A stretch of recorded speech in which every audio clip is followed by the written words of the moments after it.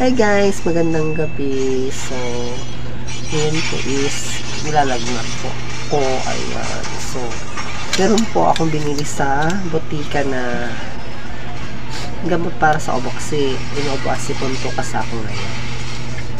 Ayan. So, binigyan ako ng assistant doon sa butik na ito daw, itutunaw ko daw siya sa water. Ayan. Pangalan niya is Fluinicel. Ayan, so natulong dito siya sa water na half glass. Ayan. So talaga medyo masama pakiramdam ko ngayon, inuubo ako, tapos mainit, masama ang pakiramdam ko. Kaya try ko to kasi once a day lang daw to. So maganda na siya inumin pag matutulog ka, saka i-mix talaga siya ng maigi para mas matunaw daw siya. Try natin.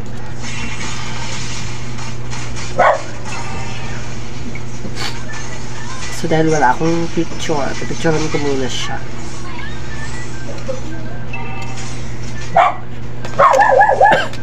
Lakas akong picture nito guys.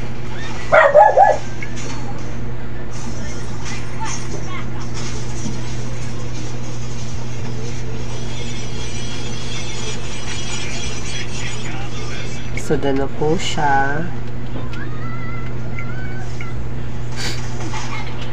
Ayan. So, kailangan ko siyang itulong ngayon sa water. Ayan. Half glass lang siya. Then, before bedtime, so kailangan inumin ko siya kasi para mas maganda yung kalalabasan ng gamot natin, para mas effect daw siya. Ayun lang, kasi first time ko pong gumamit nito. Yan. Parang ang laki ng tablet. Diyos ko po. Ito. Ikunin mo muna yung ano. Ano? Hirap ng anuhin. Saan? Ayun. Sakit lang. Ganito pala siya guys. Ganito yung klase na. Ganitong klase yung tablet niya. So, ilagay natin sa saan? Sa ay!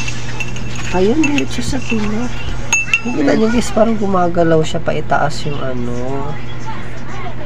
Ayun o. Kikita nyo kung paano paangat yung ano, yung mga bubbles. Parang tinutunaw siya. Ayan. So maganda daw to, sobrang effect daw to kasi meron din nagsabi sa akin na yung neighbors ko dito sa harap namin, ito nito yung ginagamit niya pag inuubo daw sila.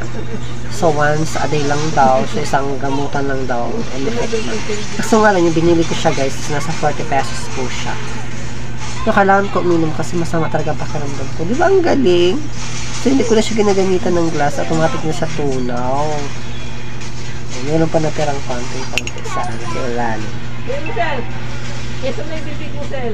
Talagang pusa siya natutunog sa ilalim. Ay, cute to. O, diba? Ang galing umiibabaw pa siya sa ibabaw. Ito sa mga kakatawa. Oh. Kita niyo guys. Sa ibabaw siya. Ayun yung tablet ko sa ibabaw. Ay, tunaw siya. Walang natira. Kunti lang. Nakita nyo? Hindi ko na siya tinutunaw sa ano, kutsara. So, automatic talaga siyang natutunaw agad. Para siyang Sprite. Nalalabasan niya parang Sprite. Yung mga ano sa gilid. Hindi naman malamig yung ginamit ko. Kasi hindi naman ako pwede sa malamig. Bali yung warm. Hindi rin warm. Bali, normal lang na siya na tubig kasi hindi ako pwede sa malamig. Hindi ako gumamit ng mainit. So, medyo normal yung water natin. O, diba? Ang galing. Tunaw agad siya.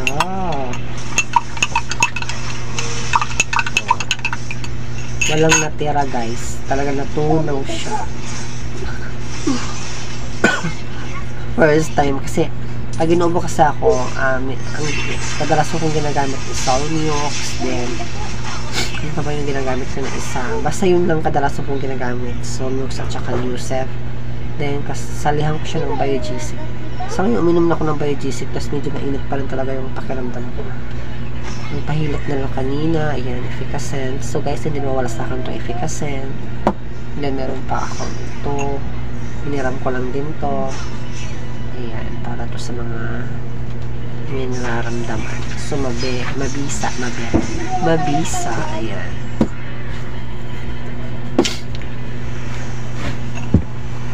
So, inumin ko siya dapat bago ako matulog. So, may ginagawa pa kasi ako. So, paano na yan? Inumin ko na lang siya. Tingnan natin kung anong lasa niya.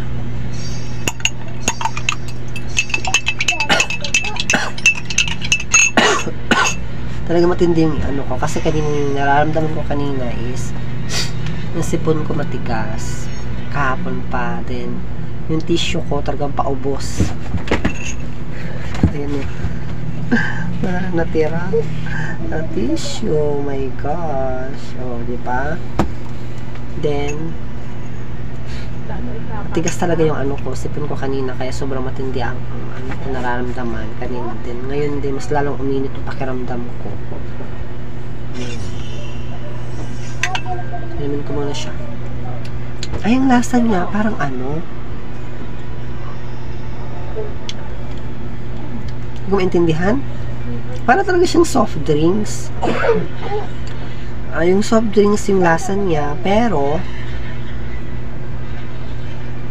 alam yung Sprite, parang medyo may pagkaasim-asim siya.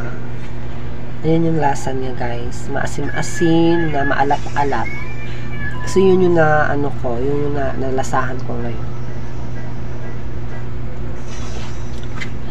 Ayan, so yung ano niya, mas more yung alat. Naghalo bali yung alat at saka yung asin.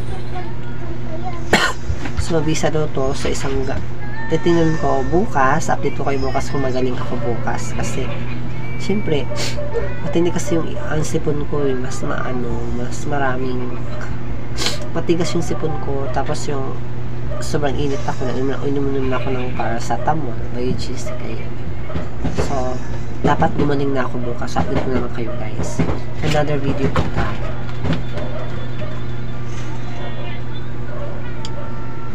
Ayan.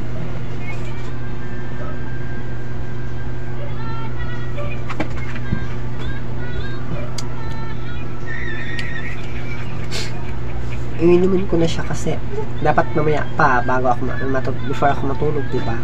So ngayon may gagawin pa kasi ako. So natulog ko na siya.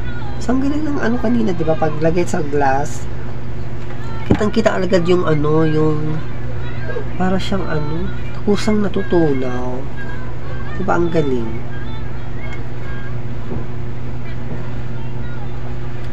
So mabisa daw to sa mga sipon.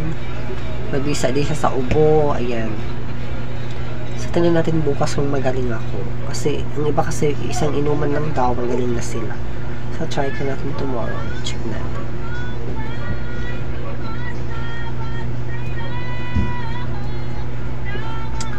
Ayan guys. So bukas po natin malalaman kung nagaling na po yung ubo at sipon ko. Hi guys. So ayan. So medyo pagaling pa lang po ako. Hindi pa talaga ako totaling magaling ngayon. So ayan.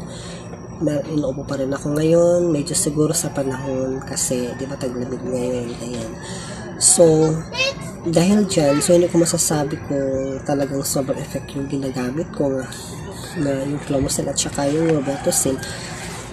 Ayan. So ito talaga ginagamit ko siya. So nakakatanggal talaga siya ng medyo kati-kati dito sa liig natin. So 3 times a day ko po siya ginagamit. So ayun, paubos na rin siya. So mahal to guys, medyo 130 siya. 130, then ayang konti na lang yung ginagamit ko. So sabi kasi ng yung staff doon sa binilhan ko sa buteka, sabi niya kasi kapag maubos, bibili ulit daw ako para mas lalong gumaling. So ayan, dahil hindi ako matsagayan, medyo pagaling na rin naman kasi ako, pero hindi pa rin naiiwasan yung inuubo ako, din yung plema meron pa. Then noong una kasi medyo masakit yung ulo ko, iniinom ko lang is Biogesic, then Nusef. Ayan. So, medyo sinisipon pa rin ako, hindi pa rin siya gumagaling. Siguro talaga sa panahon. At saka pag ako talaga inuubo is talagang matagal siyang gumaling. So, nasa akin na talaga yan. Siguro mga abot talaga siya ng 2 weeks. Ayan. Bago ako gagaling. So, ayun guys. So, ito lang po yung ginagamit ko. Din siya kayong Clovocel. Effective din daw po yun. Kasi, subok na yun sa kapitbahay ko. So, yun po yung gagamitin yung pag meron kayong inuubo, sinisipon. Ayan, sabayan nyo rin po masakit sa ulo kasi talagang masakit yung ulo niya. And guys, thank you for watching. Bye!